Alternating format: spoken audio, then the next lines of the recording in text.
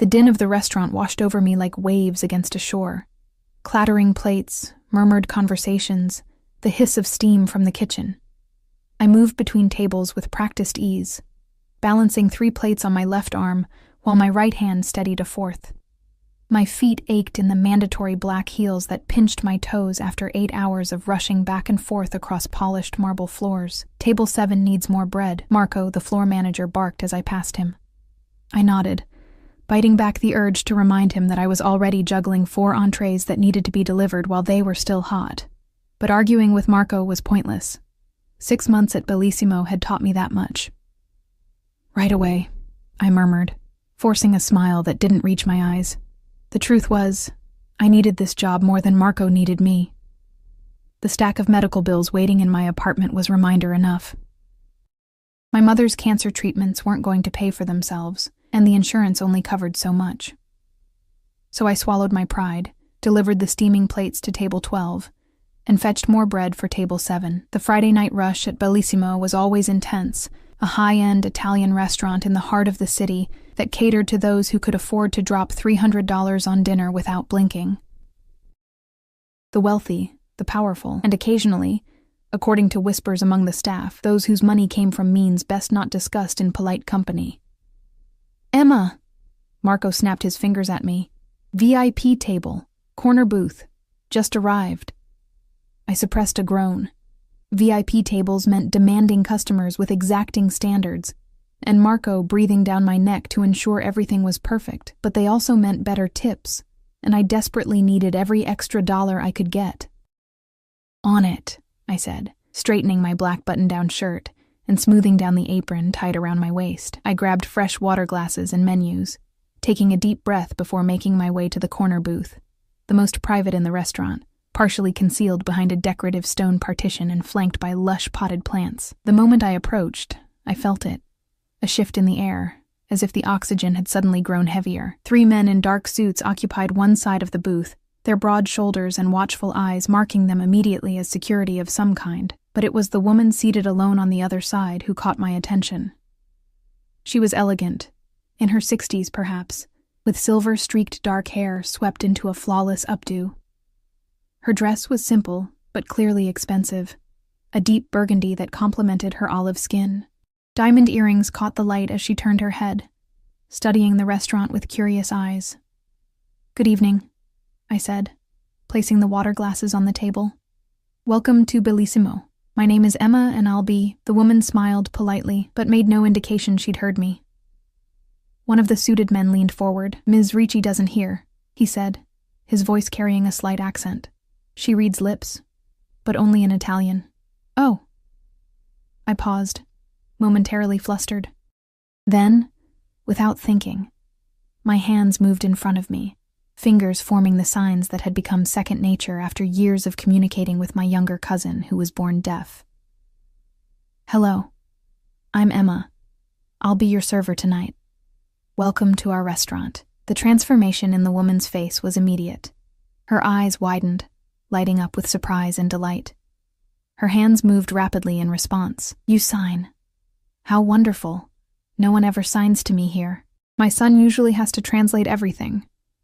I smiled, the genuine warmth of human connection cutting through my exhaustion. "I learned from my cousin. Not perfect, but I practice." Her hands flew gracefully. "Your signing is beautiful. What do you recommend tonight?"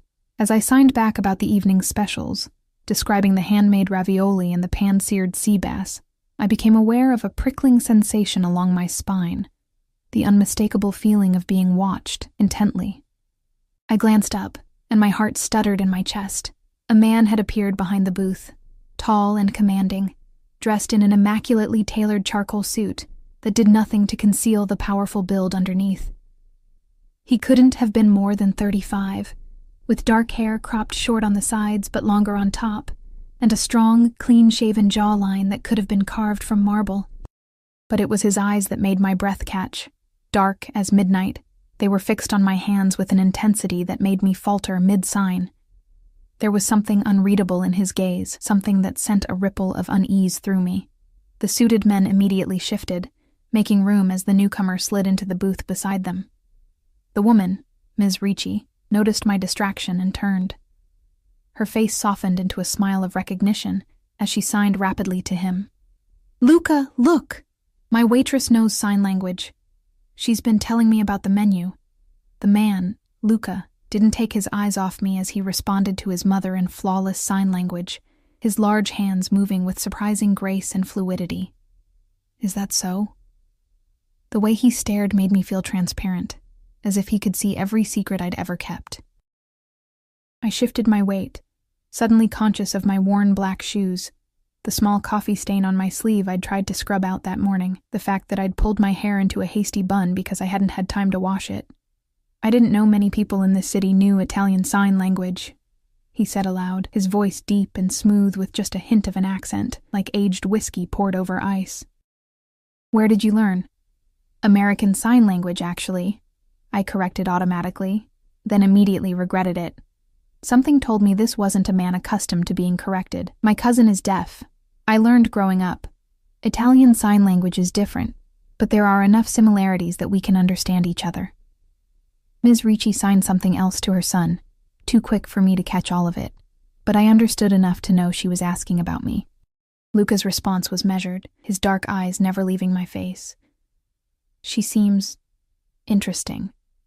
The woman's expression brightened, and she signed to me again. "You must join us. Sit, talk with me while we eat." "It's so rare I find someone who can communicate with me directly." "Mother," Luca said aloud, a note of warning in his voice, though his hands remained still, my cheeks flushed with heat. I'm sorry. I can't. I'm working. There are other tables." What's your name?" Luca asked, cutting me off. "Emma," I replied, the word barely audible over the sudden pounding of my heart. "Emma Foster." Something flickered in his eyes. Recognition? Impossible. Someone like him wouldn't know someone like me. "Emma," he repeated, as if testing how my name felt on his tongue. "Tell Marco you'll be exclusively attending to our table tonight." It wasn't a request. "I don't think it won't be a problem," he said with quiet certainty. As if on cue, Marco appeared at my elbow, his usually stern expression transformed into one of deferential respect, bordering on fear. "Mr. Ricci," he said, his voice pitched higher than normal, "is everything to your satisfaction?" Ricci. The name hit me like a physical blow.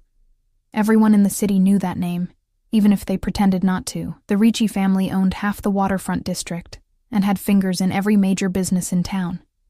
Their legitimate enterprises were impressive enough, but the whispered rumors about their other activities were what made people lower their voices when they spoke the name. And I'd just been correcting Luca Ricci's Italian. "Emma will be taking care of my mother tonight," Luca said to Marco. "Exclusively. That won't be an issue, will it?" Marco's eyes darted to me, then back to Luca. "Of course not, Mr. Ricci. Emma is one of our best. I'll reassign her other tables immediately." Before I could protest, Marco was gone, scurrying away like a startled mouse. Ms. Ricci beamed at me and patted the empty space beside her invitingly. Her son watched, one eyebrow slightly raised, waiting to see what I would do. I hesitated, caught between professional boundaries and the impossible-to-refuse request from a man who clearly wasn't accustomed to hearing the word no. The momentary silence stretched until it became uncomfortable. "I can sign for you while you work," I offered as a compromise, my hands moving in tandem with my words. "I'll make sure everything is perfect for your dinner." Ms. Ricci looked disappointed but nodded in understanding. Her son's expression remained unchanged, but something in his gaze intensified. "Very conscientious," he remarked. "I respect that." I took their drink orders, sparkling water for Ms. Ricci and an expensive scotch, neat, for Luca. The other men didn't order anything. They weren't there to eat, I realized. They were there for protection. As I turned to leave, Luca's voice stopped me. "How long have you worked here, Emma Foster?" The way he said my full name sent a shiver down my spine, not entirely unpleasant. 6 months, I answered, turning back to face him. "And before that?" I blinked, caught off guard by his interest in my employment history. "The hospital. I was a nursing assistant." Something darkened in his expression. "Why did you leave?" Marco would have a fit if he saw me standing here. being interrogated by a customer instead of rushing to get their drinks. But something told me Marco wouldn't say a word as long as Luca Ricci wanted to talk to me. Budget cuts, I said simply, not mentioning how the timing couldn't have been worse, coming just 2 weeks after my mother's diagnosis. Luca studied me for a moment longer, then nodded once, as if I'd confirmed something for him. The drinks, please. I escaped to the bar, my heart racing as if I'd just run a mile. What had just happened? Why would someone like Luca Ricci be interested in my work history? When I returned with their drinks, Ms. Ricci was animated, signing rapidly to her son. She stopped when she saw me, her face lighting up again. I set down her sparkling water, complete with a twist of lemon, just as she'd requested. "Thank you," she signed. "You're very kind." "Do you work here every night?" I placed Luca's scotch in front of him, acutely aware of his eyes tracking my every movement. "Most nights," I signed back. "Tuesday through Saturday." She nodded, then asked, "Do you live nearby?" Before I could answer, Luca interrupted, his hands moving swiftly. "Mother, don't interrogate the girl. She's here to work, not share her personal information." But there was something in his expression, a tightness around his eyes, a tension in his jaw, that suggested his concern wasn't for my comfort, but for something else entirely. Ms. Ricci waved her son's comment away. "I'm just being friendly, Luca. Don't be so suspicious of everyone." I pretended not to notice the tension between them as I described the specials again, this time for Luca's benefit. When I finished, Ms. Ricci ordered the Seabass, while Luca chose the ossobuco without even glancing at the menu. As I collected the menus, my hand brushed against his. A jolt of electricity shot up my arm, and I jerked back instinctively, dropping one of the leather-bound menus onto the table. Luca didn't move, but his eyes narrowed slightly at my reaction. "I'm sorry," I mumbled, quickly retrieving the fallen menu. "Are you always this jumpy, Emma Foster?" he asked, my name again rolling off his tongue like he was savoring it. "Only when being interrogated about my employment history by strangers," I replied before I could stop myself. One of the suited men stiffened, but to my surprise, Luca's mouth curved into the ghost of a smile, there for an instant, then gone. "Fair enough," he said. "We're not strangers now, though, are we?" As I walked away to place their order, I could feel his eyes following me, burning into my back like twin flames. I didn't know what Luca Ricci wanted from me, but one thing was becoming increasingly clear. I had somehow caught the attention of the most dangerous man in the city, and I had no idea what that meant for me. I spent the next hour in a strange dance around the Ricci table, bringing appetizers, refilling drinks, and signing with Ms. Ricci whenever I could. She was charming and easy to talk to, asking about my family with genuine interest. I found myself sharing more than I intended, about my mother's illness, my cousin Jason who had taught me to sign, even the tiny apartment I shared with my roommate Liv on the east side of town. Each time I revealed something personal, I felt Luca's gaze intensify. He rarely joined our signed conversations, preferring instead to watch the exchange with those dark, penetrating eyes. When he did interject, it was usually to steer his mother away from asking questions that were too invasive. "You shouldn't have to work so hard," Ms. Ricci signed after I told her about my typical 70-hour work week split between Bellissimo and my weekend job at a local coffee shop.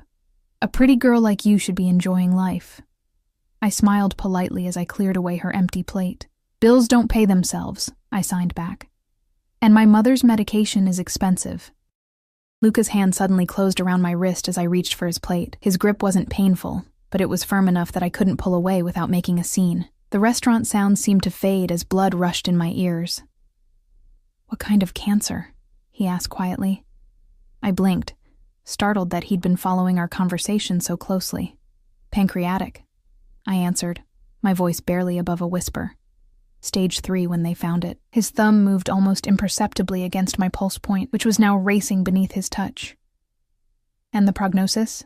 They give her a year, maybe 18 months with aggressive treatment." The words tasted bitter in my mouth. I'd spoken them so many times to so many doctors that they should have lost their power to hurt me, but they hadn't. Each time felt like the first, raw and devastating. Something flashed in Luca's eyes. Not pity, which I had grown to hate, but something else. Understanding, perhaps. He released my wrist slowly, almost reluctantly. "I lost my father to cancer 3 years ago," he said, his voice so low that only I could hear. "Lung. It was quick. For a brief moment, we weren't employer and waitress, or powerful mafia boss and nobody. We were just two people who understood what it meant to watch someone you love fade away day by day. The shared pain created an unexpected bridge between us, fragile but real." The moment shattered when one of the suited men leaned over and whispered something in Luca's ear. His expression hardened instantly, the vulnerability I'd glimpsed vanishing behind an impassive mask. "Bring the check," he instructed, all business once more. "We'll be leaving shortly." I nodded and retreated to the computer terminal to print their bill. My wrist still tingled where his fingers had been, the phantom pressure a reminder of how easily he had reached out and claimed my attention, my space. When I returned with the leather folder containing their bill, Luca was signing rapidly to his mother, who looked disappointed. He stopped when he noticed me. "Mother isn't feeling well," he explained, though I hadn't asked. "We need to cut our evening short." Ms. Ricci sighed dramatically and signed to me. I wanted dessert. "The tiramisu here is excellent." I couldn't help but smile at her obvious ploy to stay longer.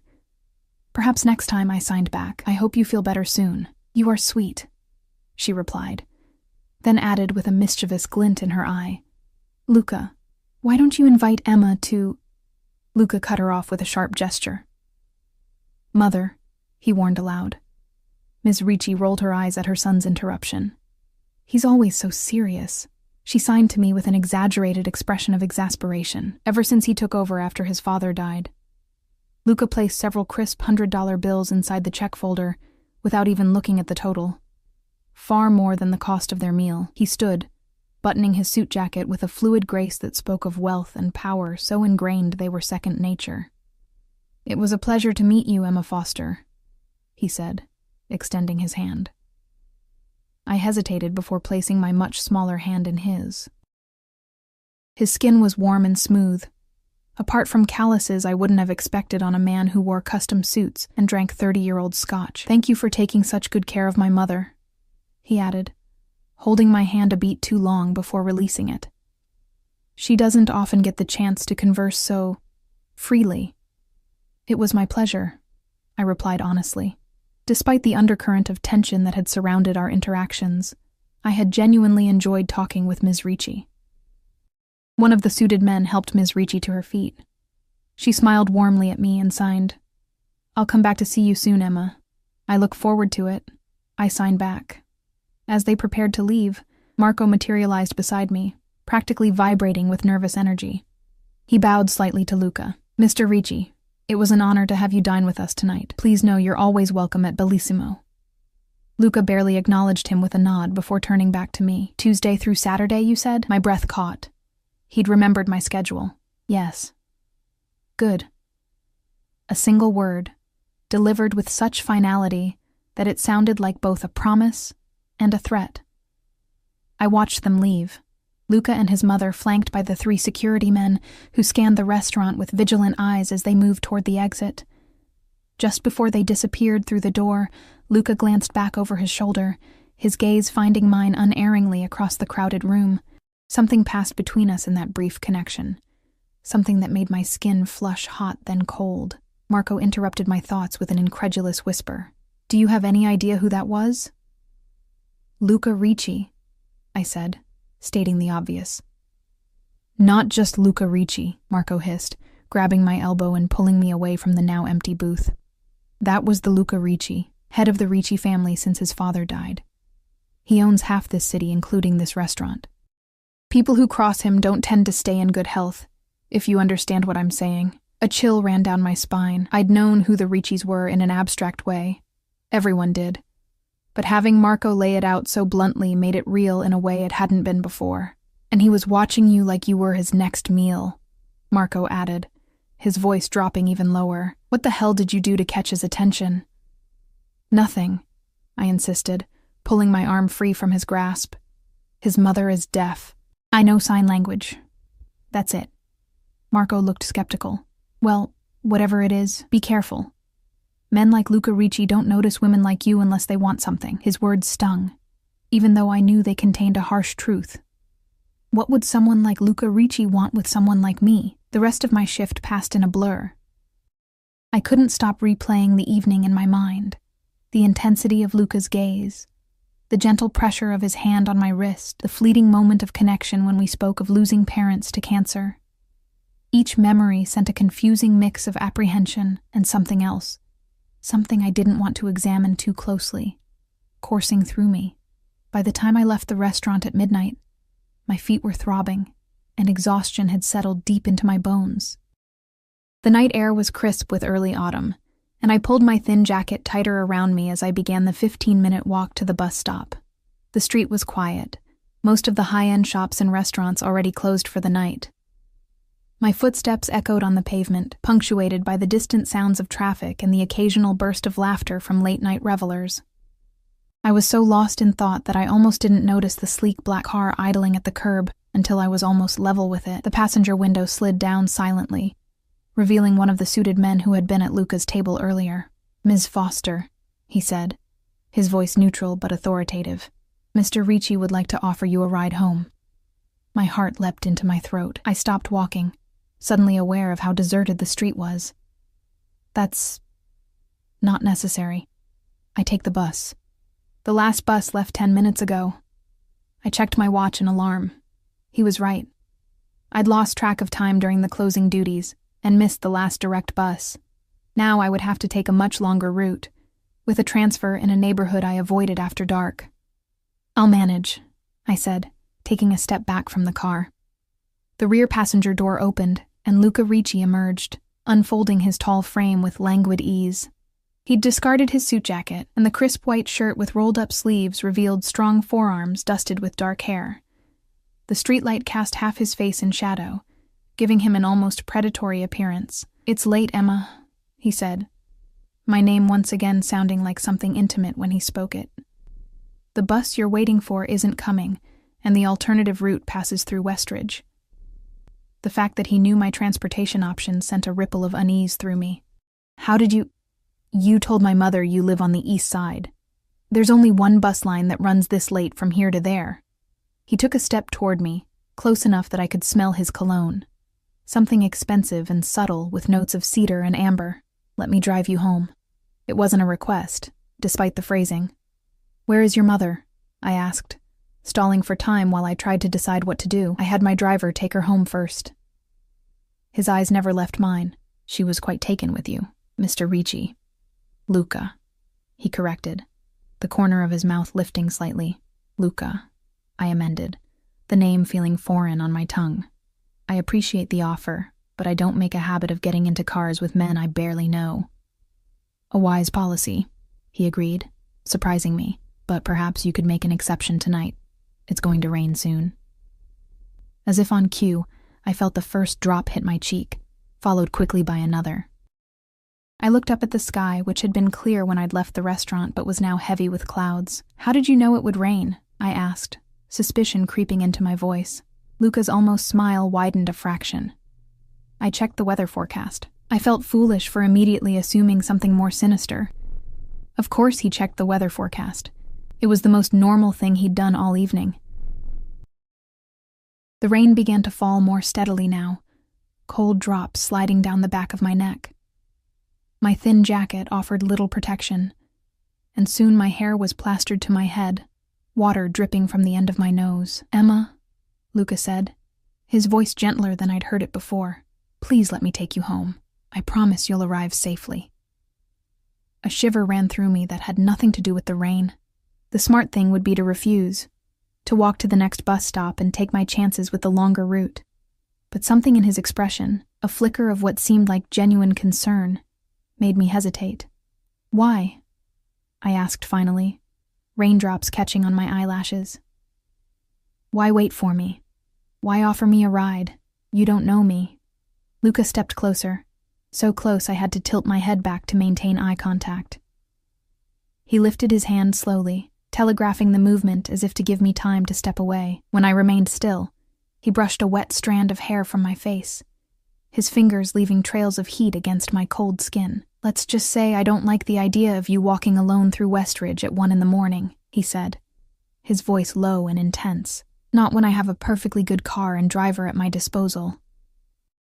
The rational part of my brain screamed that getting into a car with a man rumored to be the head of the city's most powerful crime family was far more dangerous than any neighborhood. But another part, a part I didn't fully understand, wanted to say yes. A particularly heavy gust of wind drove the rain sideways, soaking through my jacket and shirt until they clung to my skin. I shivered involuntarily. "Fine," I conceded, wrapping my arms around myself in a futile attempt to retain warmth. "Thank you for the ride." The relief that flashed across Luca's face was so brief I might have imagined it. He placed his hand lightly on the small of my back, guiding me toward the open car door. The touch sent warmth spiraling through me despite my wet clothes. The interior of the car was warm and smelled of rich leather. I slid across the seat, acutely conscious of the water dripping from my clothes onto what was undoubtedly extremely expensive upholstery. Luca followed, closing the door behind him. "Andino will need your address," he said, nodding toward the driver, who watched me impassively in the rearview mirror. I hesitated, then gave my address, hyper-aware that I was telling a dangerous man exactly where I lived. Andino nodded once and pulled away from the curb, merging smoothly into the sparse late-night traffic. "You're cold," Luca observed, reaching for something beside him. He produced a cashmere sweater in dark gray, offering it to me without comment. "I'm fine," I lied, my body betraying me with another visible shiver. Luca's eyebrow arched skeptically. "You're shaking and your lips are turning blue." "Take the sweater, Emma." I accepted it reluctantly, though my fingers itched to feel the soft fabric against my skin. "I'll get it wet." "It will dry," he replied simply. I pulled the sweater over my head, enveloped immediately in warmth and his scent. It was enormous on me, the sleeves hanging well past my fingertips, but the instant comfort it provided was undeniable. "Better?" he asked, watching me with that unnervingly intense gaze. I nodded, sinking deeper into the soft leather seat. The gentle motion of the car combined with the warmth and the late hour began to make my eyelids heavy. I fought against the drowsiness, unwilling to let my guard down completely. "Why were you waiting for me?" I asked again, needing to understand. The truth this time. Luca studied me for a long moment, his expression unreadable in the dim light of the car. Rain streamed down the windows, creating shifting patterns of shadow across his features. "You intrigue me," he said finally. "Not many people would have the courage, or the skill, to communicate with a stranger in sign language without hesitation. Fewer still would stand their ground when confronted with someone like me, someone like you," I repeated softly. "Someone who makes you nervous," he clarified, his voice pitched low enough that Andino couldn't hear. "Don't pretend I don't. I can see it in your eyes, in the way you hold yourself when I'm near. Yet you don't run. You don't cower." "Maybe I'm just good at hiding my fear," I suggested. The corner of his mouth lifted. "No, you're remarkably transparent, Emma Foster. Every thought and emotion crosses your face like words on a page. It's refreshing." The intimacy of his observation made my cheeks warm, despite the chill that still lingered in my bones. I turned to look out the window, watching the city lights blur through the rain-streaked glass. "We're almost to your building," Luca noted after a few minutes of silence. I straightened, surprised to see the familiar street corners of my neighborhood. The ride had seemed both infinitely long and impossibly short. Andino pulled up to the curb outside my apartment building, a shabby 6th-floor walk-up with peeling paint and a perpetually broken elevator. I felt a flash of embarrassment at having Luca see where I lived, so different from what must be his world of luxury and privilege. Before I could reach for the door handle, Luca placed his hand gently on my arm. "Emma." I turned to look at him, suddenly aware of how close we were in the confines of the back seat. His eyes were darker than ever in the shadowy interior, fixed on mine with an intensity that made my breath catch. "What?" I whispered. "I'll be seeing you again," he said, the words somewhere between a promise and a warning. "Is that a request or a statement?" I asked, finding an unexpected spark of courage. Something like amusement flickered across Luca's face. Let's call it an inevitability. He reached past me to open my door, his arm brushing against mine. The brief contact sent electricity dancing across my skin. Rain immediately gusted into the car, but Luca didn't seem to notice or care. "Keep the sweater," he said when I began to pull it over my head. "You can return it to me next time." Next time. The words hung between us, laden with implication. "Thank you for the ride," I managed, sliding across the seat toward the open door. "Good night, Emma Foster," Luca replied, my name once again sounding like something precious when he spoke it. I hurried through the rain to my building's entrance, fumbling with cold fingers to unlock the security door. Only when I was safely inside did I turn to look back at the car. It remained at the curb, its engine idling, dark windows revealing nothing of the man inside, watching, waiting. I climbed the 4 flights to my apartment, each step an effort as exhaustion pulled at my limbs. The car was still there when I glanced out the window of the hallway. Only after I'd entered my apartment, locking the door behind me, did I hear the engine rev and fade as the black car pulled away. My roommate Liv was still awake, curled on our threadbare couch with her laptop and a mug of tea. She looked up as I entered, her eyes widening at my rain-soaked appearance and the expensive sweater that clearly wasn't mine. "What happened to you?" she asked, setting her laptop aside. "You look like you either had the best night ever or the worst." "I honestly don't know," I replied, sinking into our ancient armchair, too tired to even remove my wet shoes. Liv studied me with growing concern.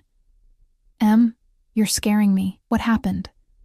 I took a deep breath and told her everything, about Ms. Ricci and her son, the signed conversations, the missed bus, and the ride home.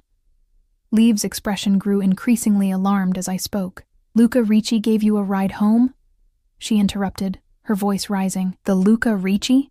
As in, the man who supposedly had 3 people disappeared last year for skimming from his waterfront casinos? Those are just rumors," I said weakly, though I didn't entirely believe it myself.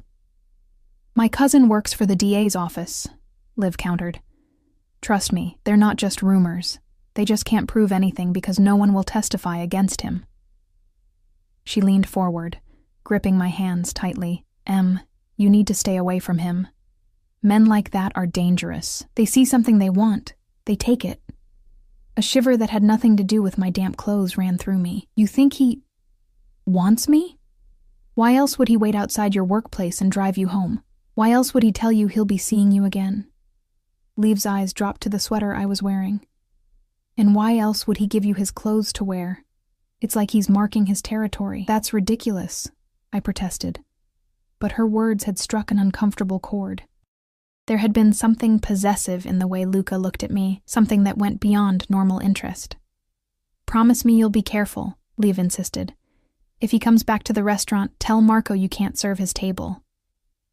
I laughed humorlessly. Marco practically worships the ground Luca walks on. There's no way he'd let me refuse to serve him. I ran a hand through my damp hair, wincing as my fingers caught in tangled strands. Besides, it was probably a one-time thing. He was just being kind because I helped his mother. Liv looked unconvinced, but she dropped the subject, instead urging me to take a hot shower before I caught pneumonia. I gratefully followed her advice, standing under the steaming water until some of the chill finally left my bones. Later, as I lay in bed staring at the ceiling, I found myself running my fingers over the soft cashmere of Luca's sweater, which I'd folded neatly on my nightstand. Despite my exhaustion, sleep remained elusive. Every time I closed my eyes, I saw Luca's intense gaze, felt the phantom touch of his hand on my wrist, heard his voice saying my name as if it belonged to him. "Next time," he'd said, as if it were already decided. The most unsettling part wasn't that I was afraid of seeing him again. It was that some small, reckless part of me was looking forward to it. 3 days passed without any sign of Luca Ricci. I worked my shifts at Bellissimo, served wealthy patrons who barely acknowledged my existence, and tried to convince myself that the strange encounter had been nothing more than an aberration. Perhaps Luca had already forgotten about me, moved on to some other curiosity that caught his attention. The thought should have brought relief. Instead, it left me with an inexplicable hollow feeling that I refused to examine too closely. On Tuesday evening, I arrived at Bellissimo for my shift to find Marco waiting for me, his expression a mixture of nervousness and excitement. "There you are," he said, checking his watch pointedly, though I was 5 minutes early. "I need to talk to you." He pulled me into the small office behind the host stand, closing the door for privacy. "Mr. Ricci called the restaurant this morning," he said without preamble. My heart stuttered. "Luca Ricci?" Marco nodded, his eyes darting anxiously to the door as if afraid of being overheard. "He asked specifically about your schedule this week. Wanted to know which evenings you'd be working." "And you told him?" I couldn't keep the accusation from my voice. Marco looked affronted. "Of course I told him. This is Luca Ricci we're talking about. When he asks questions, you answer them." He straightened his tie nervously. "Anyway, he made a reservation for tonight. Table 12 again. He specifically requested you as his server." A confusing mix of apprehension and anticipation swirled in my stomach. "Just him?" "He didn't say," Marco replied. "But he reserved the table for two. My mind immediately went to Ms. Ricci, but something told me it wouldn't be her joining Luca tonight. "What time?" I asked, my voice sounding distant to my own ears. 8 o'clock. Marco studied me with sudden suspicion. "What's going on between you and Ricci? And don't tell me it's just because you can sign with his mother. He didn't request a table for his mother tonight." "Nothing's going on," I insisted, though the flush creeping up my neck likely told a different story. "I barely know him." Marco looked skeptical, but was distracted by the arrival of early dinner patrons. "Just be professional," he warned, as he headed back to the host stand. "And for God's sake, don't do anything to upset him. The last thing we need is Luca Ricci's displeasure." The hours until 8 o'clock crawled by with excruciating slowness. I moved through my duties mechanically, taking orders and delivering food while my mind churned with possibilities. Who would be joining Luca tonight? A business associate? A girlfriend? The thought sent an unexpected pang through me, which I immediately tried to suppress. At 7:30, I retreated to the employee restroom to check my appearance. My reflection stared back at me from the streaky mirror. Pale face, dark circles under my eyes from too many late nights worrying about hospital bills, hair pulled back in a serviceable but uninspiring bun. I pinched my cheeks to bring some color to them, then immediately felt foolish. What did it matter how I looked? This was just another customer, another table to serve. But the flutter in my stomach told a different story. I returned to the dining room just as Luca arrived, precisely at 8 o'clock. He wore a deep blue suit that made his olive skin glow in the warm restaurant lighting, the crisp white shirt beneath it open at the collar. Every head turned as he moved through the restaurant, an automatic response to the aura of power that surrounded him like a tangible force. Marco was already fawning over him, leading him to the corner booth with exaggerated deference. Luca scanned the room as he walked, his eyes finding mine unerringly despite the crowded dining area. Something in his gaze made my breath catch. A heat, an intensity that hadn't been there before. I forced myself to finish refilling water glasses at my current table before approaching Luca's booth. "Professional," Marco had said. I could be professional. By the time I reached table 12, Luca was seated alone, a sleek leather briefcase beside him. No second guest had arrived. "Good evening, Mr. Ricci," I said, proud that my voice remained steady. "Welcome back to Bellissimo, Emma," he replied, my name warm on his tongue. "I thought we'd established that you would call me Luca." I felt my cheeks warm.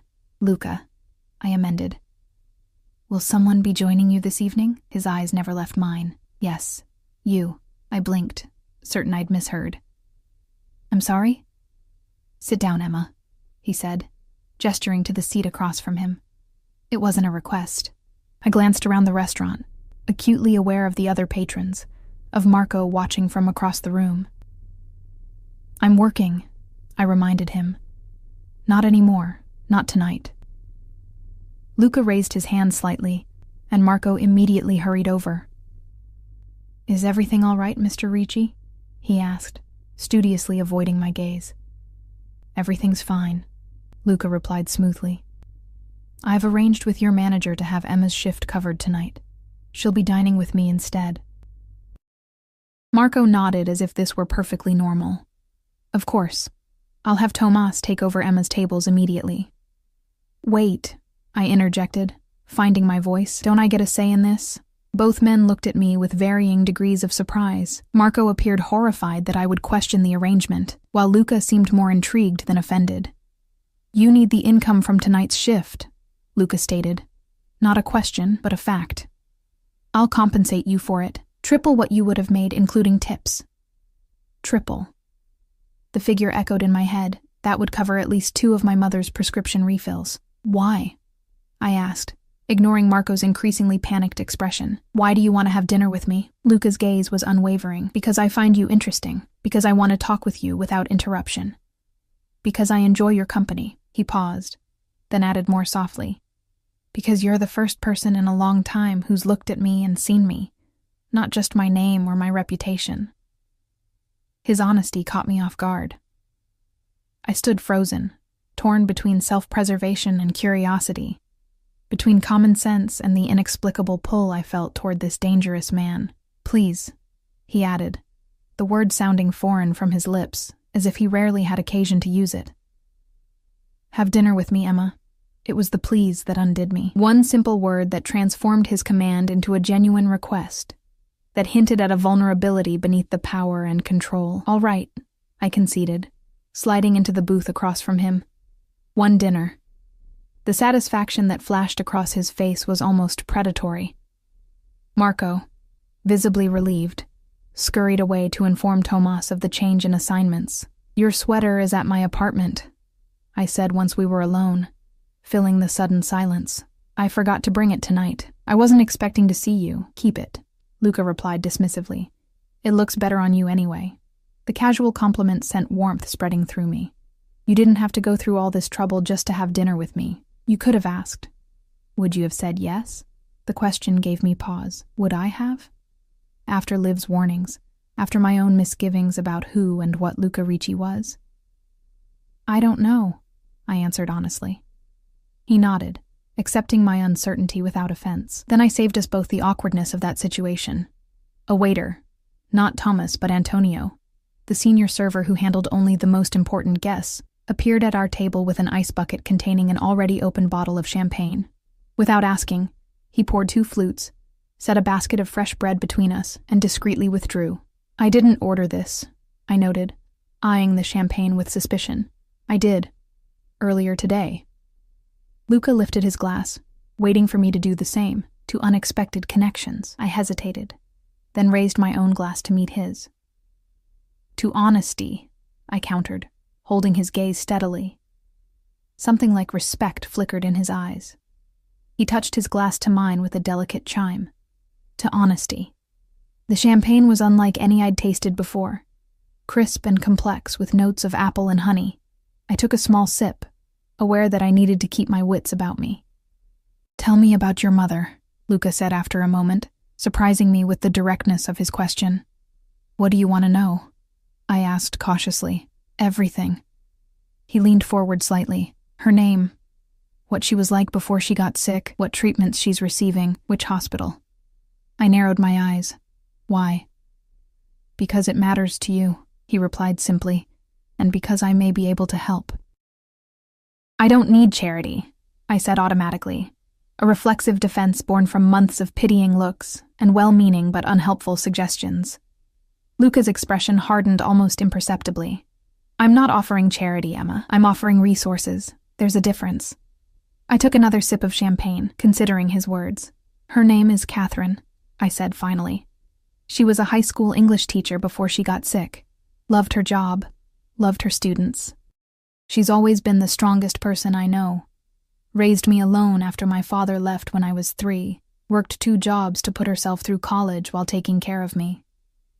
The words came more easily than I'd expected, flowing out of me like water from a broken dam. I told him about the day we'd received the diagnosis, how the doctor's words had seemed to echo in the sterile examination room, how my mother had simply nodded as if she'd been expecting it all along, how I'd been the one to break down in the car afterward while she comforted me. Luca listened with an intensity that was becoming familiar, his eyes never leaving my face.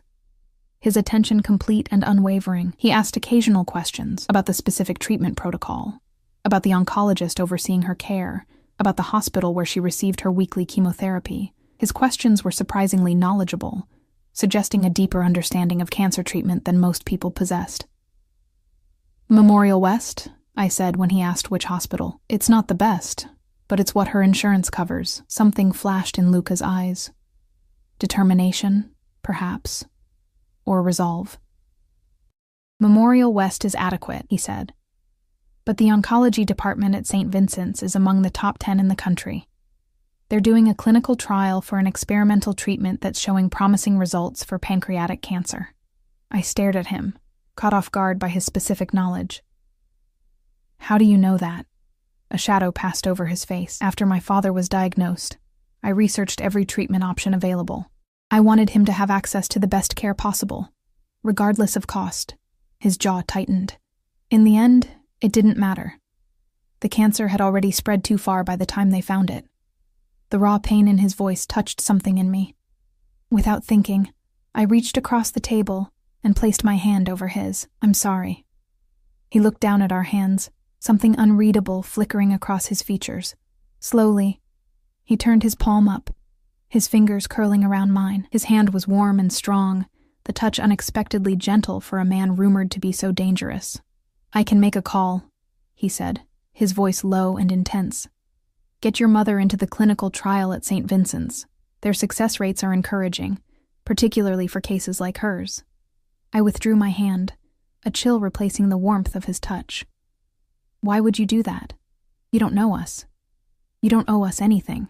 Maybe I want to help because I can, he replied. Because I have the means and the connections to potentially save your mother's life, and choosing not to use them would be unconscionable. I wanted to believe his motivation was that simple, that pure.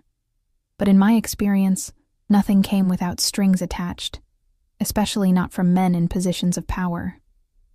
And what would you want in return? I asked, voicing the question that hung between us. Luca's expression darkened. Is that what you think of me? That I would use your mother's illness as leverage to get something from you?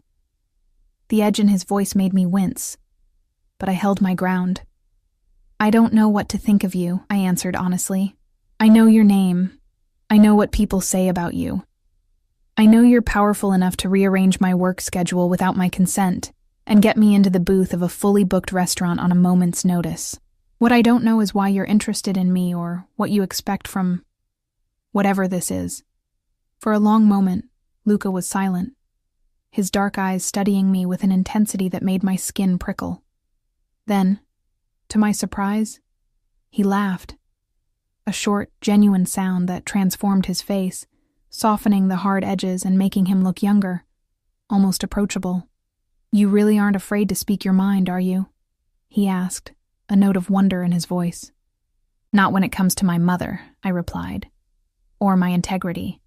Luca nodded, as if confirming something to himself. I respect that, more than you know. He leaned forward, his gaze holding mine. I want nothing from you in return, Emma. Nothing you aren't willing to freely give. My offer comes with no strings attached. If you decide after tonight that you never want to see me again, the offer still stands. Your mother's care will not be contingent on your relationship with me. The sincerity in his voice was compelling, but years of struggling had taught me to be wary of solutions that seemed too good to be true. Why do you care so much? I asked softly. About me. About my mother. You barely know us. Luca was quiet for a moment, his expression thoughtful. When my father was dying, he said finally. He made me promise to remember that power without purpose is meaningless, that wealth without compassion is worthless. His eyes met mine, dark and intent. I have both power and wealth, Emma, but opportunities to use them for something that matters, truly matters, are rare. His words resonated with an unexpected truth. For all his intimidating presence and rumored criminal connections, there was something fundamentally honest about him in this moment, a glimpse of the man beneath the reputation. I'll think about it, I said, unable to fully commit, but equally unable to dismiss his offer outright. I need to talk to my mother. It's her decision, not mine. He nodded, accepting my answer without pressing further. Of course, Antonio returned to take our dinner orders. Luca chose for both of us after confirming I had no dietary restrictions, selecting dishes that weren't even on the regular menu. It should have bothered me, this casual assumption of control, but somehow it didn't. There was something almost protective in the way he took charge, removing small decisions from my already overburdened shoulders. As we waited for our food, Luca asked about my life, my childhood, my education, my dreams before they'd been interrupted by my mother's illness. I found myself telling him things I rarely shared with anyone, about the scholarship I'd had to turn down when my mother got sick, about my half-finished nursing degree, about the poetry I still wrote late at night when I couldn't sleep. "You should finish your degree," he said when I mentioned my interrupted education. "The world has enough waitresses, but good nurses are invaluable." "That's the plan," I replied, "once Mom is better and the medical bills are paid off. And if she doesn't get better?" The question was gentle but direct, forcing me to confront a possibility I tried desperately not to think about. I swallowed hard. "Then I'll still finish. Eventually." It would be what she wanted. Luca reached across the table again, his fingers brushing mine in a touch that seemed both deliberate and casual. "You're stronger than you realize, Emma Foster." The compliment warmed me more than it should have. "Strong enough to have dinner with the most feared man in the city," I quipped, trying to lighten the suddenly heavy atmosphere. His mouth curved into that almost smile. "Is that how you see me? As someone to be feared? Isn't that how you want to be seen?" I countered. "By most people, yes," he admitted readily. "Fear is an effective deterrent against those who might otherwise consider crossing me, but not by you." His voice softened. "Never by you." The intensity of his gaze made me look away, my heart hammering against my ribs. There was something dangerous in his words. Not a threat, but a vulnerability that felt more intimate than any touch. Our food arrived, saving me from having to respond. The dishes were exquisite: tender lamb with rosemary and garlic, handmade pasta with truffles and cream, vegetables so perfectly seasoned they almost outshone the main courses. I recognized immediately that none of these items appeared on Bellissimo's regular menu. They had been prepared specially for Luca. "This is amazing," I said after the first bite, genuinely impressed. "I've worked here 6 months and never tasted anything like it. Chef Marconi worked for my family before opening this restaurant," Luca explained, watching me with evident pleasure as I savored the food. "He still remembers my favorites." "Your family-owned restaurants?" I asked, surprised by this glimpse into his background. Luca nodded, cutting his lamb with precise movements. "Among other businesses, my grandfather came to this country with nothing but his skills as a chef. He worked in kitchens for 15 years, saving every penny until he could open his own place in Little Italy." His expression softened with something like nostalgia. "It was tiny, just 6 tables, but it was always full. People would wait for hours for his carbonara." I tried to imagine Luca's grandfather, a young immigrant with dreams of building something lasting in a new country. It was hard to reconcile that image with the empire his family now commanded. "From restaurant owner to whatever it is your family does now," I said carefully. "That's quite a transition." A hint of amusement flickered in Luca's eyes. My grandfather understood that survival requires adaptation. The restaurant was just the beginning. It gave him connections, respect in the community, a foothold.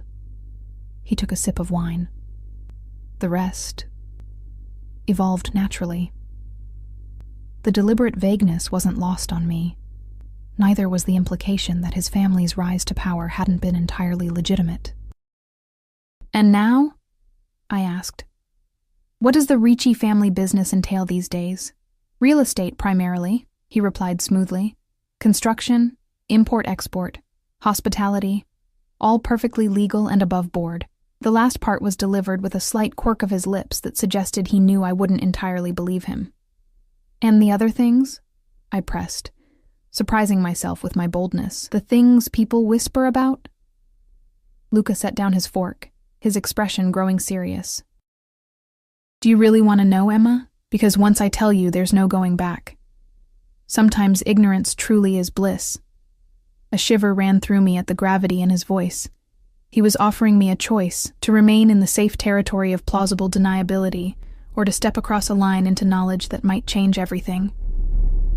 "I want the truth," I said, my voice steadier than I felt. "Whatever that is." He studied me for a long moment, as if weighing my readiness for whatever he was about to share. Then he nodded once, decisively. "My family protects people," he said simply. "We provide security and resolution when traditional channels fail. Yes, sometimes that involves methods that exist in gray areas of the law. But we have a code. We don't harm innocents. We don't deal in drugs. And we don't exploit women or children." "You make it sound almost noble," I observed, not entirely sure if I believed him. "There's nothing noble about violence," he countered, surprising me with his candor. "But there is honor in protecting those who cannot protect themselves, in ensuring justice when the system fails." His eyes held mine, dark and intent. "The world isn't black and white, Emma. Most of us live in the gray." There was truth in his words, a truth I'd encountered during my brief time working in the hospital. I'd seen abuse victims return to their abusers because restraining orders failed to keep them safe. I'd watched elderly patients get swindled out of life savings with no recourse. I'd witnessed the system fail those it was meant to protect, time and again. "Why are you telling me this?" I asked softly. "Because you asked," he replied simply. "And because if we are to—" He paused, seeming to search for the right words. "If we are to know each other, I want it to be with clear eyes. No illusions. Know each other." The phrase hung between us, laden with possibility. I'm just a waitress with a half-finished nursing degree, and more responsibility than I know how to handle, I said, needing to be equally honest. "I'm not sure what someone like you sees in someone like me." Luca reached across the table, his fingers tracing a gentle pattern on the back of my hand. "I see someone who carries the weight of the world without complaint, who works 2 jobs and still finds energy to sign with a stranger's deaf mother, who looks me in the eye and demands truth when most would settle for comfortable lies." His voice dropped lower, more intense. "I see a woman whose strength and compassion match her beauty, and I find myself captivated." Heat bloomed in my cheeks, spreading down my neck to my chest. No one had ever spoken to me like that before, with such focused intensity, such unguarded admiration. "I'm not sure what to say to that," I admitted. His mouth curved into that ghost of a smile.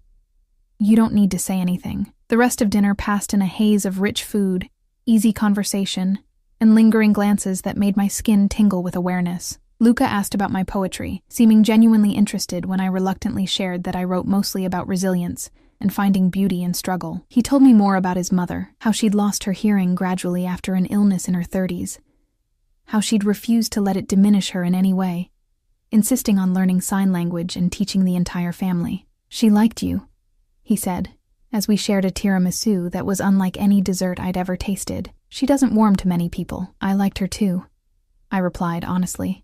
"Will she come back to the restaurant? Would you like her to?" I nodded.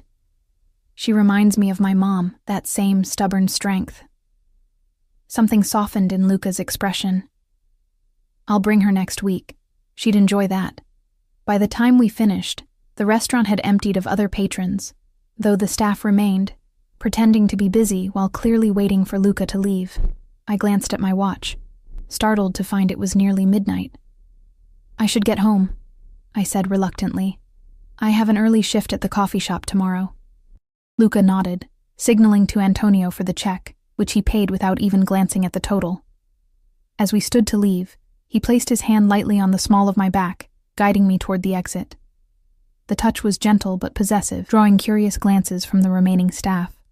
Outside, the same sleek black car from the other night waited at the curb, Andino standing beside the passenger door. The night air was cool, autumn asserting itself more firmly now, and I shivered slightly in my thin server's uniform. "May I drive you home?" Luca asked, his tone making it clear that he would accept my refusal if I gave it. This time I didn't hesitate. "Yes. Thank you."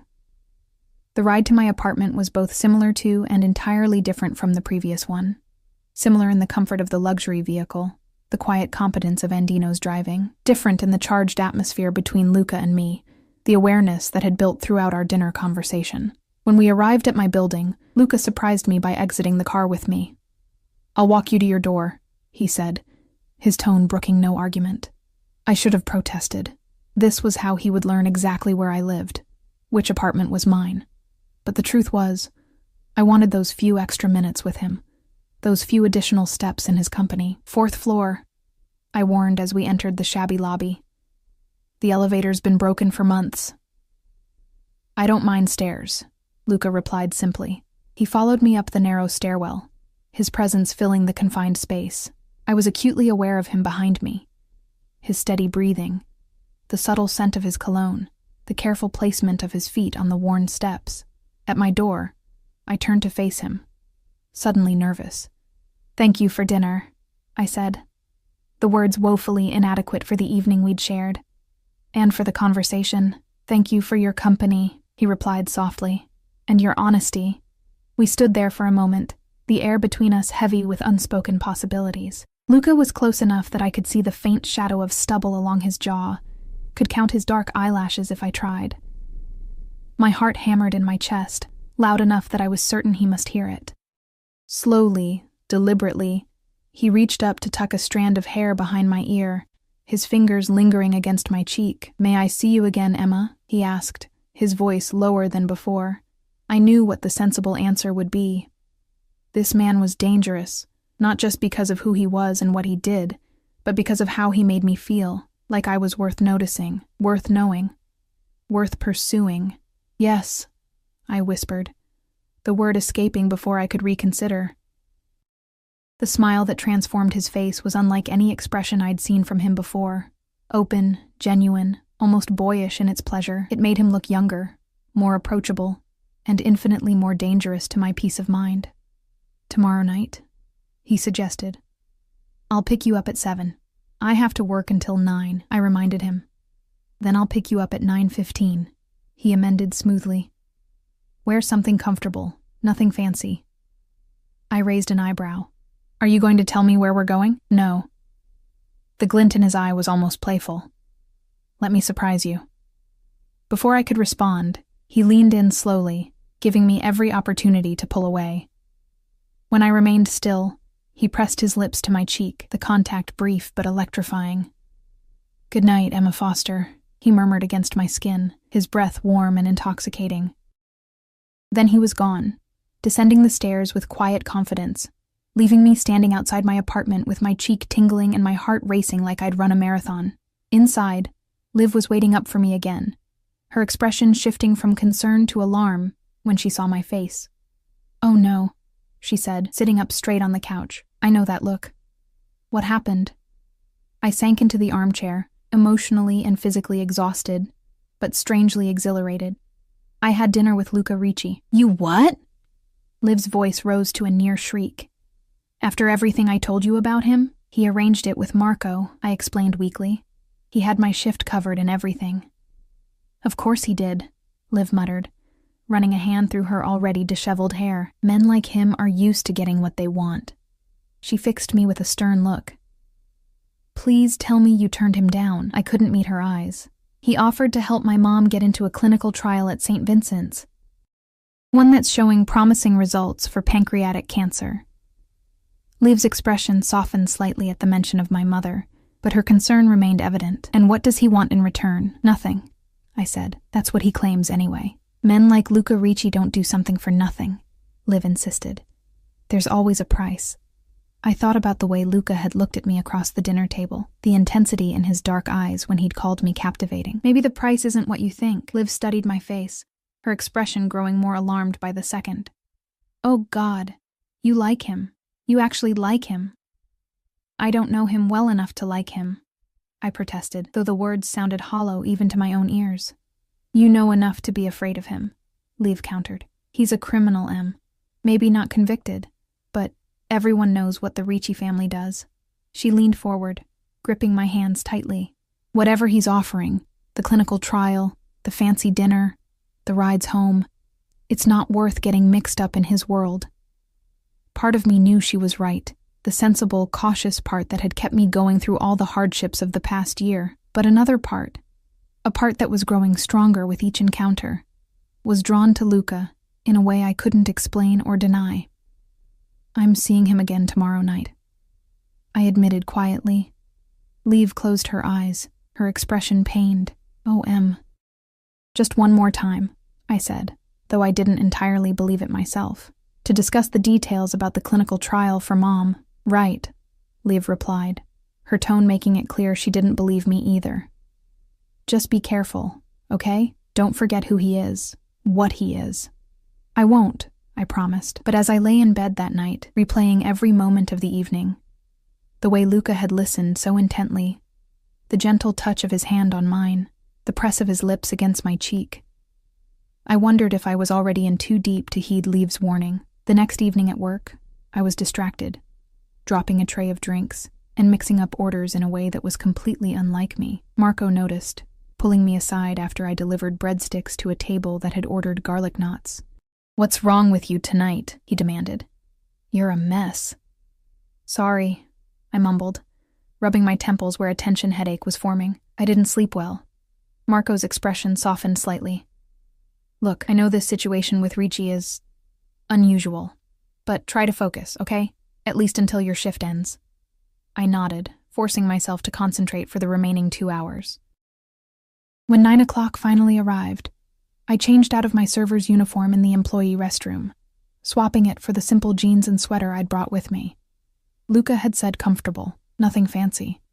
Still, I found myself wishing I had nicer clothes, something that didn't scream perpetually broke waitress. At precisely 9:15, I stepped outside to find the black car waiting at the curb. This time, Luca himself got out to greet me, dressed more casually than I'd seen him before in dark jeans and a charcoal sweater that looked sinfully soft. The less formal attire did nothing to diminish his commanding presence. If anything, it enhanced it, making him seem more accessible but no less powerful. "Right on time," I commented as he opened the passenger door for me. "I value punctuality," he replied with that ghost of a smile. "And I was looking forward to seeing you." The simple admission warmed me from the inside out. I slid into the car, breathing in the now familiar scent of leather and Luca's subtle cologne. He joined me in the back seat, signaling to Andino with a nod. "You still haven't told me where we're going," I pointed out as the car pulled away from the curb. "Patience," Luca replied, amusement lacing his voice. "We'll be there in about 20 minutes. He asked about my day, seeming genuinely interested in the mundane details of my coffee shop morning shift and the dinner service at Bellissimo. I found myself relaxing, the tension of the workday melting away as I described a particularly difficult customer who had sent back his steak 3 times. "I hope you charged him for all 3 steaks," Luca remarked, his tone suggesting it wasn't entirely a joke. I laughed. "I don't think Marco would dare." "He would if I suggested it," Luca said, the casual reminder of his influence making me momentarily uneasy. He must have noticed my change in expression, because he reached over to take my hand, his touch gentle but firm. "I'm sorry. That sounded more threatening than I intended." The apology surprised me. "It's okay," I said, not pulling my hand away. "It's just strange for me, being with someone who has so much power, who's used to getting his way." Luca's thumb traced a pattern on my palm, sending tingles up my arm. "I don't want you to be uncomfortable with me, Emma. Ever." He paused, his expression serious. "If I overstep, tell me. I might not always realize when I'm being too much." The vulnerability in his admission touched me. This man, who commanded fear and respect from everyone around him, was asking me to check him, to tell him when he went too far. It was both endearing and slightly terrifying. "I will," I promised. We drove through the city center and then east, away from the waterfront district where the Ricci family held the most influence. I watched with growing curiosity as we entered a quieter residential neighborhood with tree-lined streets and older homes set back from the road. The car finally stopped in front of a modest 2-story house, with warm yellow light spilling from the windows. It was nothing like what I would have expected Luca to own. No mansion, no obvious security, just a well-maintained home that could belong to any middle-class family. "What is this place?" I asked as Andino opened the door for us. "You'll see," Luca replied, placing his hand on the small of my back as he guided me up the walkway. Instead of using a key, he knocked on the front door. After a moment, it opened to reveal a woman in her 60s with silver-streaked dark hair pulled into a simple bun. Ms. Ricci's face lit up when she saw us. "You came!" She signed enthusiastically, her gaze moving from her son to me with evident delight. "And you brought Emma." "Hello, Ms. Ricci," I signed back, genuinely pleased to see her again. It's good to see you. Please call me Sophia, she insisted, ushering us inside. Come in, come in. Everything is almost ready. The interior of the house was warm and inviting, with comfortable furniture, framed family photographs, and the tantalizing smell of Italian cooking wafting from the kitchen. It was nothing like the cold, sterile luxury I had imagined surrounded Luca in his daily life. Sophia led us through a living room filled with books and cozy throws to a dining room where a table was already set for 3. A middle-aged woman in a simple uniform was putting the finishing touches on what appeared to be a feast. My mother insisted on cooking for you herself, Luca explained quietly, his hand still resting at the small of my back. She doesn't get many opportunities to share her cooking with new people. I turned to him, surprised. This is your mother's house? He nodded. She prefers to live separately. Says having her own space keeps her independent. Sophia reappeared from the kitchen, carrying a steaming dish of what looked like homemade lasagna. She set it on the table with a flourish, then signed rapidly to me. Luca tells me you're taking care of your own mother, she said, her expression sympathetic. That you had to leave school to help her. I shot Luca a surprised glance. He must have told his mother about our conversation. Yes, I signed back. She has cancer. Sophia's face softened. That's very difficult. You're a good daughter. She gestured to the table. Please, sit. Food helps everything. I couldn't help but smile at her motherly certainty. As we took our seats, I noticed the way Luca watched his mother with quiet affection, a softness in his expression I hadn't seen before. Here, in this warm, normal-looking home, he seemed different. Still powerful, still commanding, but somehow more human. The meal was incredible. Homemade lasagna with layers of delicate pasta and rich meat sauce, crusty bread still warm from the oven, a vibrant salad dressed with olive oil and balsamic vinegar. Sophia insisted on serving me herself, piling my plate high with food while signing that I was too thin, needed to eat more. Throughout the meal, she asked me questions about myself, my childhood, my interests, my dreams for the future.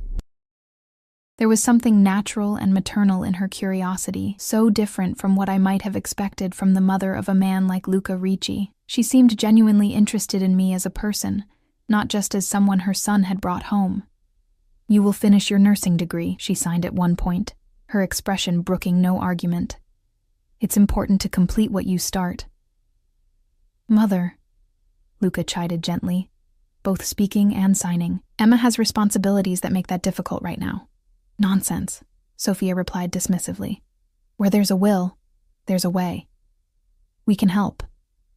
That casual we, the easy inclusion of me in their family circle, left me momentarily speechless. I glanced at Luca, who was watching me with an expression I couldn't quite read. Help how? I finally signed to Sophia. She waved her hand as if the details were inconsequential. Scholarships, schedule arrangements, whatever you need. Luca handles these things. I felt a flicker of unease. Was this what Liv had warned about? The gradual enmeshment in Luca's world? The slow accumulation of debts I could never repay? Emma can make her own decisions about her education, Luca said, surprising me with his restraint. We're here to offer support, not to dictate her choices. Sophia rolled her eyes at her son, but didn't argue. Instead, she began telling me stories about Luca as a child, how serious he had been, how protective of his younger sister Bianca, how he had taught himself sign language at 8 years old when Sophia first began losing her hearing. He would practice for hours, she signed, her expression fond. Such a stubborn boy.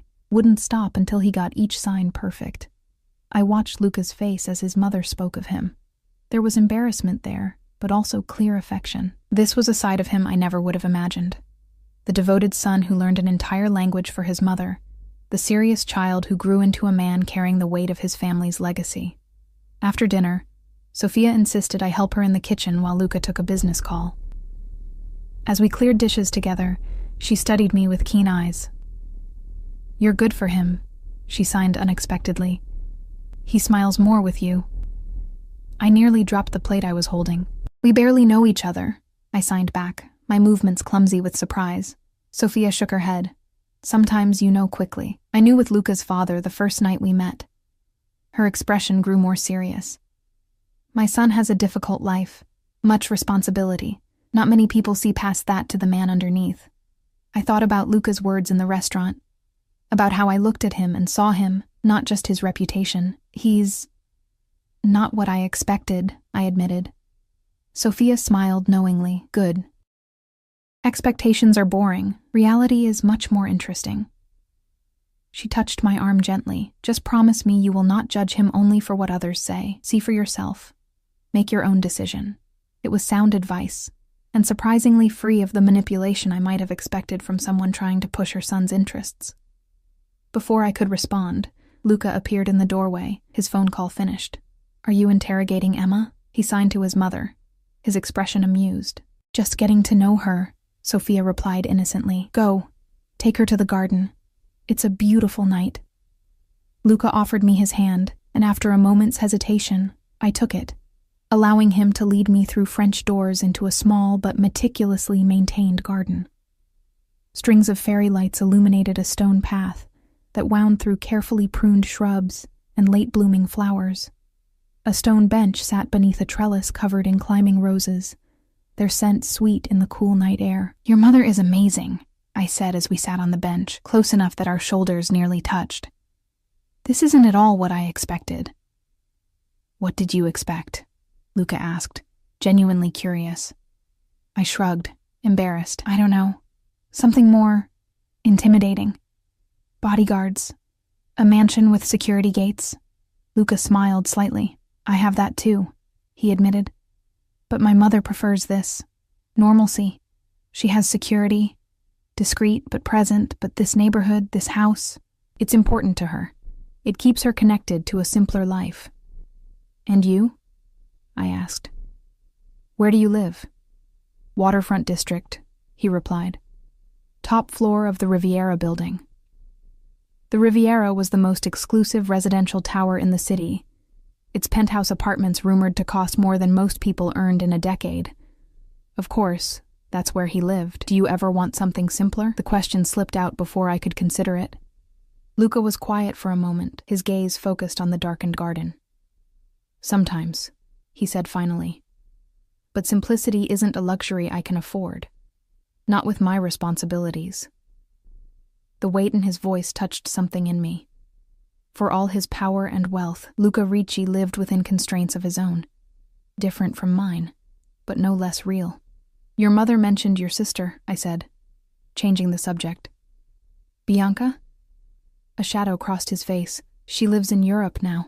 Milan. It's safer for her there. The implication was clear. Safer from the enemies his family had made. Safer from the dangers inherent in the Ricci name. You miss her, I observed softly. Luca's hand found mine in the dim light, his fingers intertwining with my own. Yes, he admitted. Very much. We sat in comfortable silence for a few minutes, the night air cool around us, the warmth of his hand anchoring me to the moment.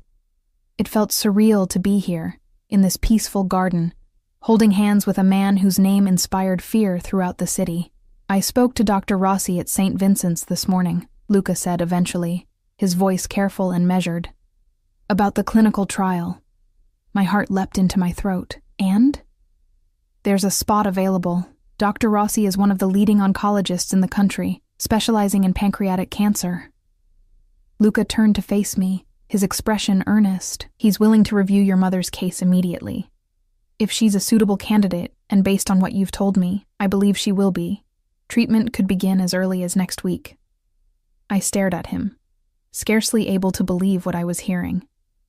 How did you arrange this so quickly?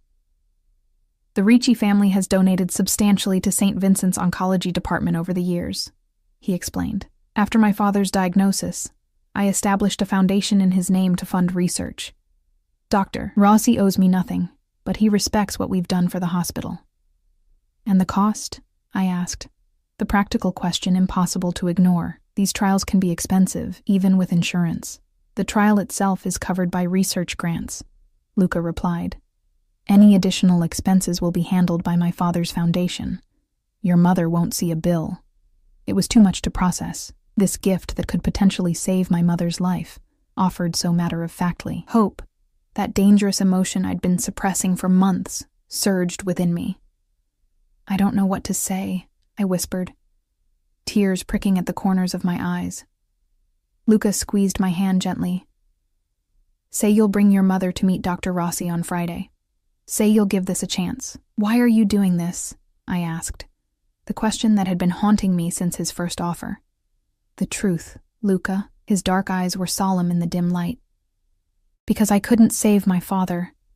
But maybe I can help save your mother, because you deserve something good after everything you've sacrificed." His voice dropped lower, more intense. "And yes, because I'm drawn to you in a way I can't fully explain. And I want to see you smile without the shadow of worry that's been in your eyes since the moment we met." The honesty of his answer undid me. A tear slipped down my cheek, followed by another. Without hesitation, Luca reached up to brush them away, his touch impossibly gentle for hands rumored to have ordered violence. "I'm afraid," I admitted, my voice barely audible, "not of you, but of what this means, of owing you something I can never repay." "You owe me nothing," he insisted. "This is freely given, Emma. No strings, no expectations." "There are always strings," I argued softly. "Maybe not ones you're consciously attaching, but they exist. That's how the world works." Luca considered this, his expression thoughtful. "Then let me be clear about what I want," he said finally. "I want to see you again, not out of obligation, but because you choose to. I want the chance to know you better, to see if this connection between us is as real and significant as I believe it to be." His thumb traced the curve of my cheek. "But even if you walk away right now, the offer for your mother stands. That is non-negotiable." I searched his face, looking for any sign of manipulation or deception. Instead, I found only sincerity and something else. A vulnerability that seemed at odds with everything I'd heard about Luca Ricci. "I want to see you again too," I confessed, the truth spilling from me before I could reconsider.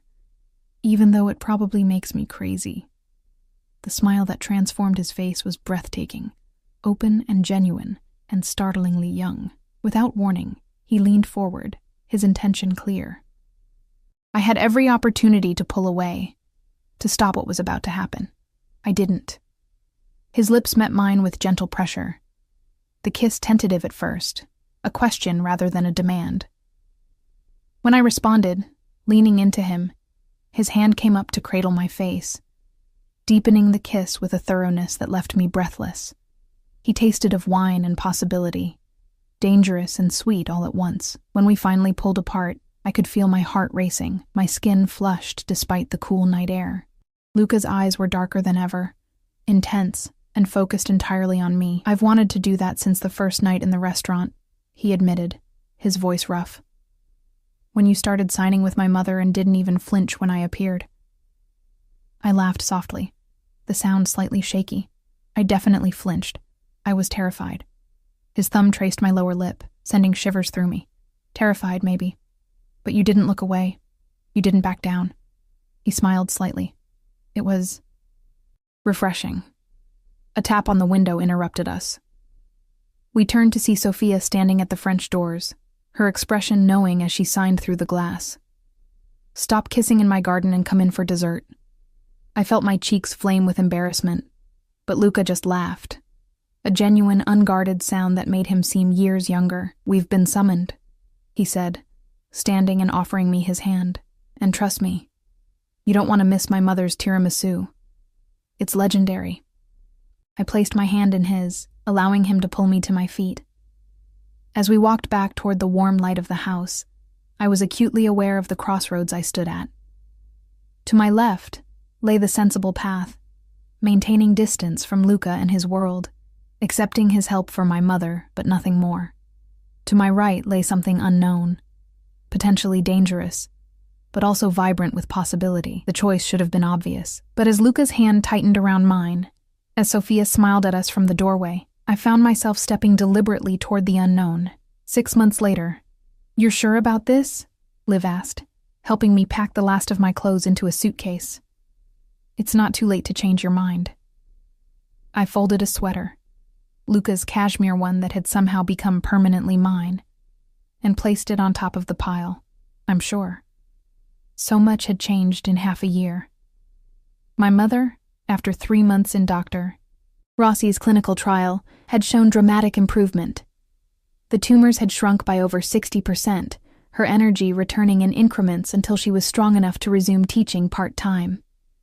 She was currently in Florida, enjoying a 2-week cruise with her sister, a celebration of life I could never have imagined 6 months ago. And then there was Luca. Our relationship had developed slowly, deliberately, neither of us rushing what was growing between us. He had been patient, respectful of my boundaries, never pushing for more than I was ready to give. We'd spent countless evenings at Sophia's house, at quiet restaurants where we could talk for hours, at my mother's apartment playing cards and laughing as she regained her strength. I'd seen sides of him I never could have anticipated, his dry sense of humor, his fierce loyalty to those he cared about, his unexpected gentleness. I'd also glimpsed the harder edges of his world, the sudden phone calls that took him away at odd hours, the subtle security that always surrounded us, the deference people showed him that bordered on fear. Living with him is a big step, Liv persisted, concern evident in her voice, especially in that building, with those people. Those people are his family, I reminded her gently, and they've become important to me too. It was true. Sophia had become a second mother to me, teaching me to cook Italian dishes and improving my sign language immeasurably. Even some of Luca's associates, the ones who operated within legitimate businesses, had welcomed me with surprising warmth. I just worry, Liv admitted, about what happens if things don't work out. About what happens if they do. I understood her concern. Moving into Luca's penthouse apartment was more than just a change of address. It was a visible alignment with him, a step into his world that couldn't easily be undone. I know who he is, I said, zipping the suitcase closed. What he is. I've made my peace with it.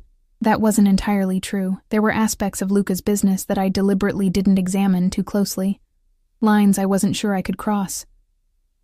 But we had established boundaries. He never discussed certain matters with me, and I never asked.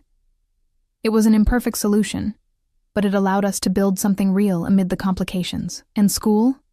Liv asked, changing tactics. You're still going back in the fall?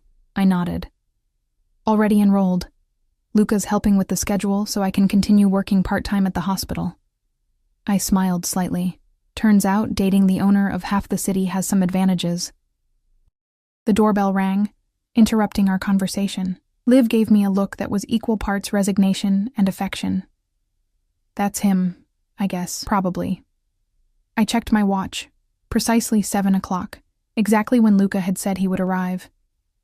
His punctuality was something I could set my watch by.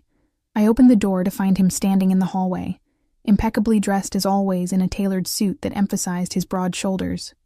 His dark eyes softened as they met mine, the guarded expression he wore for the world melting away. Ready? He asked simply. I nodded, suddenly feeling the weight of the transition.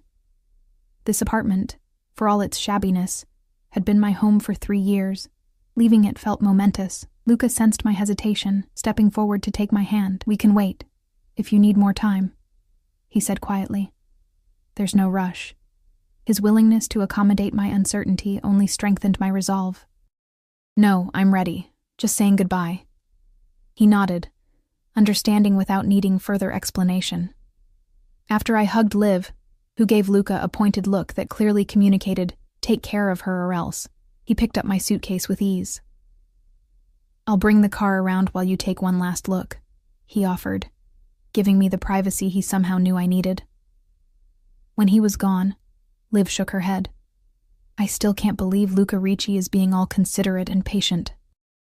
It's like finding out a shark enjoys classical music. I laughed. He's more than his reputation, Liv. I wouldn't be doing this if he wasn't. She sighed, then pulled me into another fierce hug. I know. Just be careful, okay? And remember, if you ever need to come back, for any reason at all, this is still your home too. I know, I whispered, blinking back unexpected tears. Thank you. Downstairs, Luca was waiting beside the car, Undino standing at a respectful distance. As I approached, Luca's expression grew concerned. "You're crying," he observed, reaching to brush away a tear I hadn't realized had fallen. Having second thoughts, I shook my head, leaning into his touch. "No, just acknowledging the change. It's a big step." "It is," he agreed, his gaze holding mine. "But one I'm honored you're willing to take with me." The sincerity in his voice warmed me from the inside out. This was what Leave and others couldn't see. The man beneath the reputation, the vulnerability beneath the power. "Take me home," I said, the word feeling both foreign and right on my tongue. Luca smiled, that rare, genuine smile that transformed his entire face. "With pleasure." As we drove toward the waterfront district, toward the luxury high-rise that would now be my home, I thought about the night 6 months ago when Luca had first driven me home in this same car.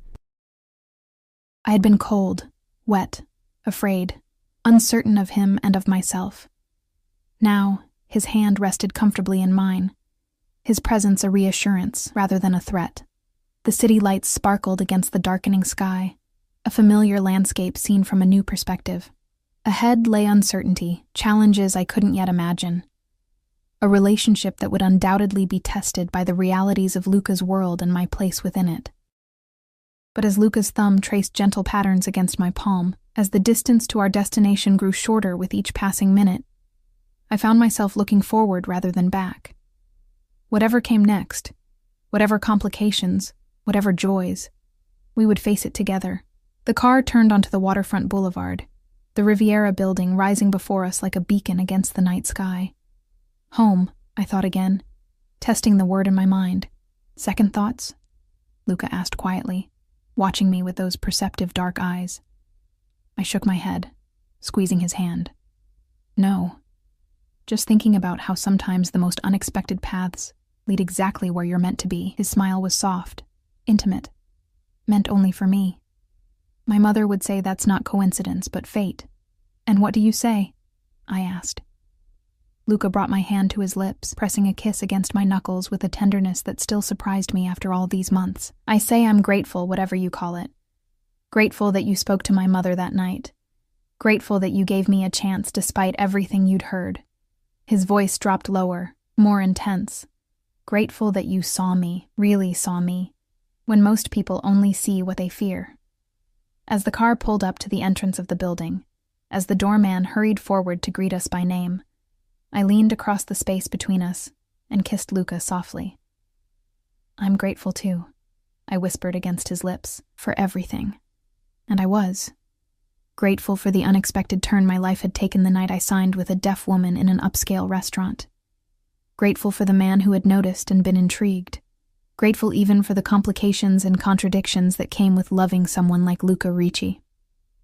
As we stepped out of the car together, as Luca's hand found its familiar place at the small of my back, I knew with sudden clarity that this was where I belonged, not because fate had decreed it or because circumstances had forced it, but because I had chosen it, eyes open and heart willing. Whatever came next, we would face it together.